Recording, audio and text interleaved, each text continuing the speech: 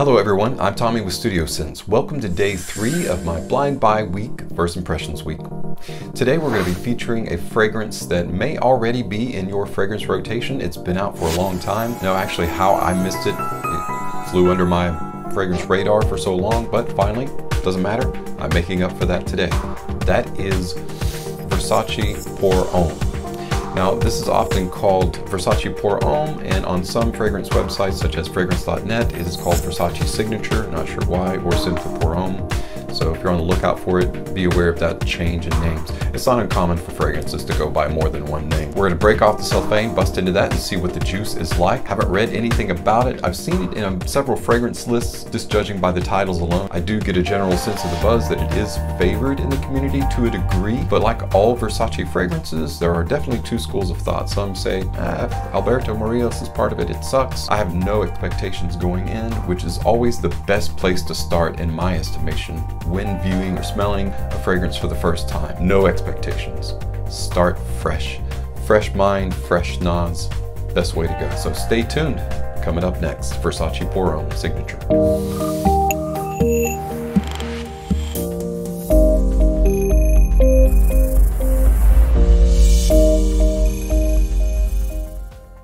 Welcome back, guys. As I said, today we're going to take a closer look at Versace Pour Homme as a blind buy. I don't know anything about this fragrance other than what kind of heard a little bit about it just on the sidelines. I've not actually looked for information on it. I do like Versace as a house. They typically have a really good track record with bangers such as Eros, Eros Flame, Eau Fraiche, several others like that. And the Versace lineup, this I'm hoping is going to be a really good spring and summer fragrance.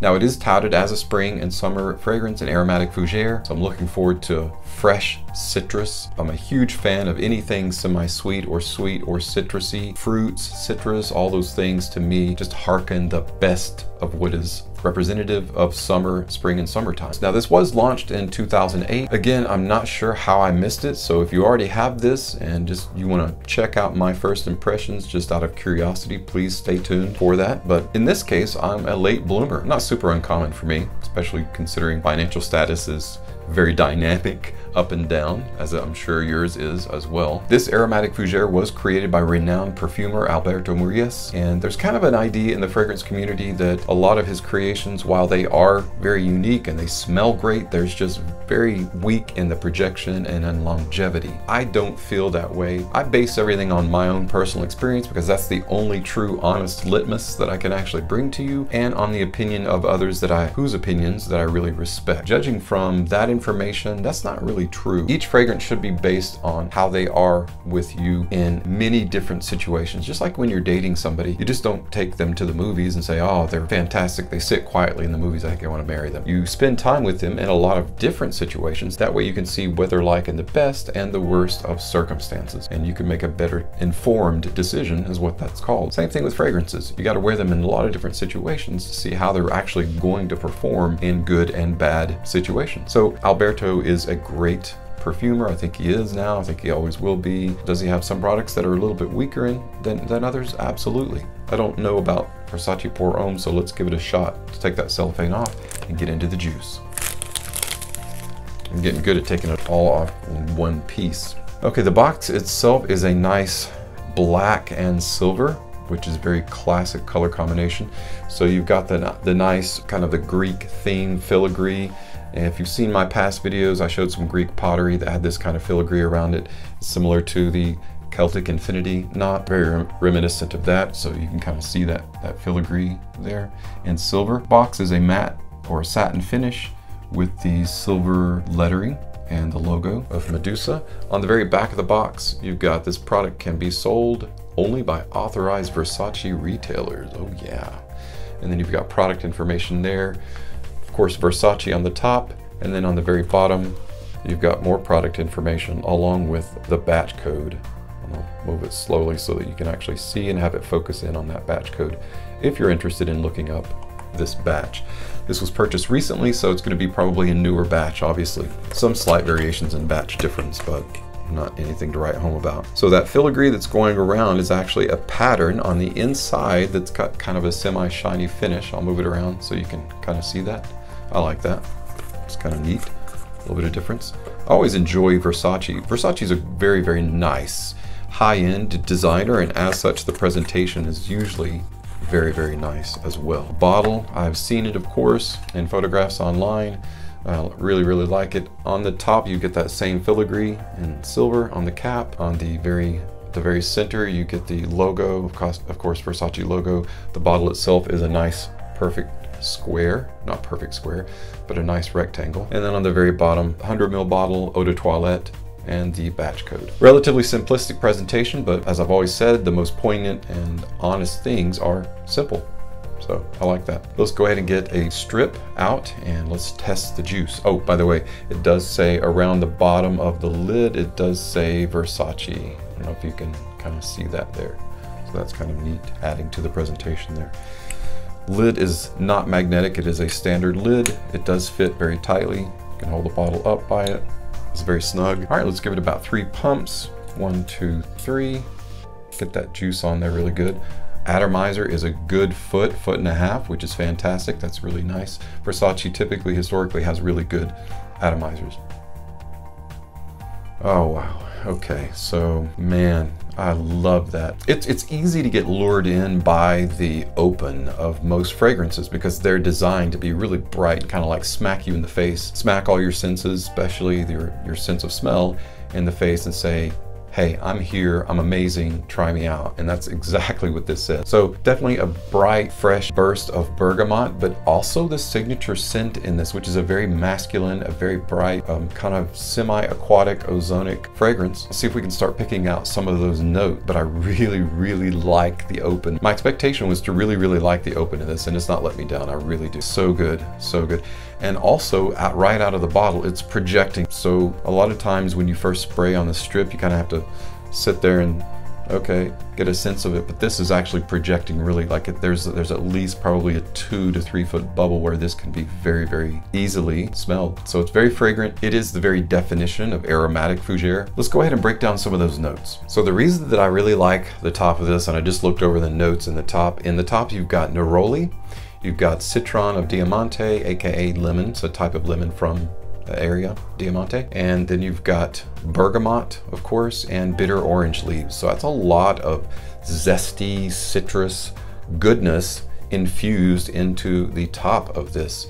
So the great thing about that is a wonderful handshake. It's a wonderful presentation of what this is going to be like going down into the mid and in the base. Some of that citrus, although it does kind of dissipate, will also last, especially bitter orange leaves.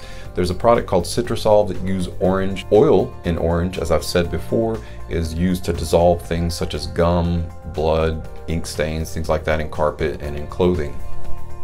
Like a floater there. As such, that orange smell, that bitter orange smell, is extremely long lasting, and that's going to help that top move into the mid and last into the base. So I really like that. And you can kind of pick out the fact that neroli is very aromatic, and when you get a combination of neroli, lemon, bergamot, and bitter orange leaves, you can see how it has wings, like a Red Bull version of a fragrance, so it's going to be long lasting. You've got clary sage, blue hyacinth, cedarwood, and geranium. Going down into the base, you've got old wood oud, you've got mineral amber, you've got musk, and of course you've got that sweet, creamy tonka bean. You know what's interesting about this, I forget which website it was on, maybe Sephora, but at the bottom, Sephora tries to describe a fragrance in like 3 words, which is a really neat idea. And I believe in describing this, they said that it was strong, it was virtuosic, and unique. I'm gonna actually spray on skin now. This may be one of the best compliment getters, right? Crowd-pleasing compliment getters, at least in this week. Really like that atomizer.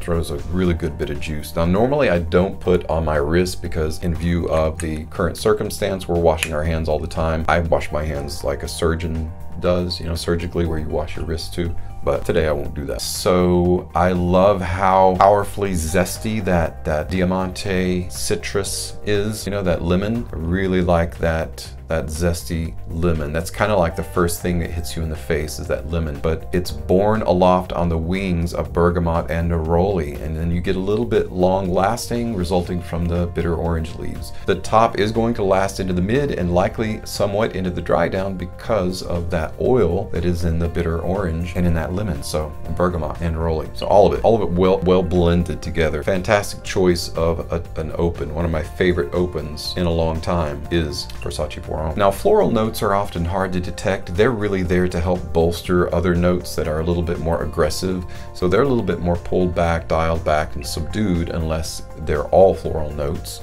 Then some of them are vying more for attention than others.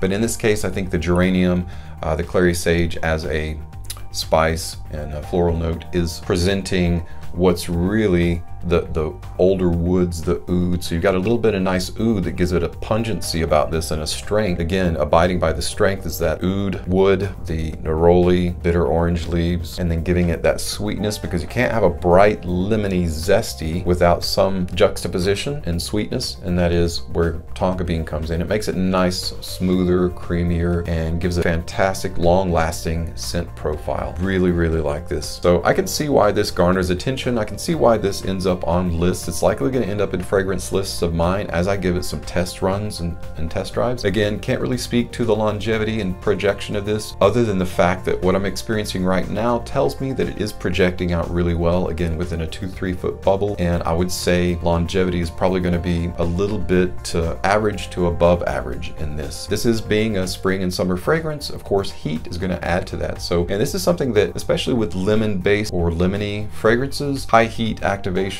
is great for those. So you're going to get a little bit more longevity, a little bit more use out of it. The legs will grow a little bit more in higher heat. So that's something to keep in mind as the weather changes and the sun is out there throwing down some heat on us. Versace Pour Homme, fantastic spring and summer aromatic fougere. Don't have it in your rotation already, can't recommend it enough. I definitely am placing it in mine. This is going to be my scent of the day today. Of course, I sprayed it on here when I got off here and I get this microphone off me. For fear of spraying it on my electronics, I'm going to douse it on my clavicle area and in the crooks of my arms, which creates that nice sillage. Price-wise, this isn't really bad at all. It's extremely affordable for a Versace fragrance. I'll leave a link below in the notes below for fragrance.net as well as perfume.com, aka fragrancex.net, and that show you the pricing for this, and if you want to purchase it, you can use those links if you wish, because that's where I got mine. Well, that's pretty much all I have to say about that. I could probably go on and on about it, but you know me, I tend to be very verbose. Economy of verbiage is something that I'm really trying to work on, as well as my organizational time management skill. I have a lot of things. I've got like a bunch of boxes I need to tick off of things I need to work on. Thank you so much for tuning in though. I really appreciate your time. As always, it's exciting going over blind buys and first impressions in my blind buy week. Tomorrow is going to be day 4, so make sure to hit that bell icon if you haven't already so that you know when I drop the content. Trying to do a little bit earlier every day. I know I said that I would do it early in the morning. Tomorrow I'll try to make an exception and get it out to you a little bit earlier. And absolutely, please let me know of your experiences, your own experiences with Versace Pour Homme. Like it, if you don't like it, why? Always interested in hearing your thoughts. Thank you again so much for joining me for this First Impressions.